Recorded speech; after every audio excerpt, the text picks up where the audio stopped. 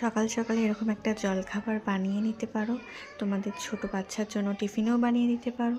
প্রথমে ময়দাটা মেখে নিয়েছি, মেখে নিয়ে আমি পরোটার আকারে লেচিটা বেলে নিচ্ছি। তোমরা চাইলে অন্য রকমভাবেও লেচিটা বেলে নিতে পারো, কেউ গোল বানিয়ে নিতে পারো, কেউ চৌকো বানাতে পারো, তোমাদের যে যার সুবিধার মতো বানিয়ে নিতে পারো। আমার এরকম সুবিধা হয়েছে তাই আমি এরকমভাবে বানিয়ে নিয়েছি, তোমরা চাইলে অন্যরকমভাবে বানিয়ে নিতে পারো। এবার আমি একটা পেঁয়াজ কুচি, একটা ধনেপাতা দিয়েছি, আর তার মধ্যে একটা ডিম ফাটিয়ে নিয়েছি, একটু নুন দিয়েছি সামান্য। তোমরা চাইলে লঙ্কা দিতে পারো, আমার ছেলে খাবে তাই আমি এর মধ্যে লঙ্কা দিইনি। তুমি এবার কড়াইতে তেল গরম করতে দিয়েছি, তেলটা গরম হয়ে গেলে মেখে রাখা পরোটাটা এবার ডিমের মধ্যে ডুবিয়ে কড়াইতে দিয়ে দিলেই তৈরি হয়ে যাবে ডিম পরোটা। সকাল সকালে এরকম একটা জলখাবার তোমরা সবাই ঘরে বানিয়ে নিতে পারবে। ভীষণ ইজি একটা রেসিপি, তোমরা বানিয়ে বলো কীরকম হয়েছে।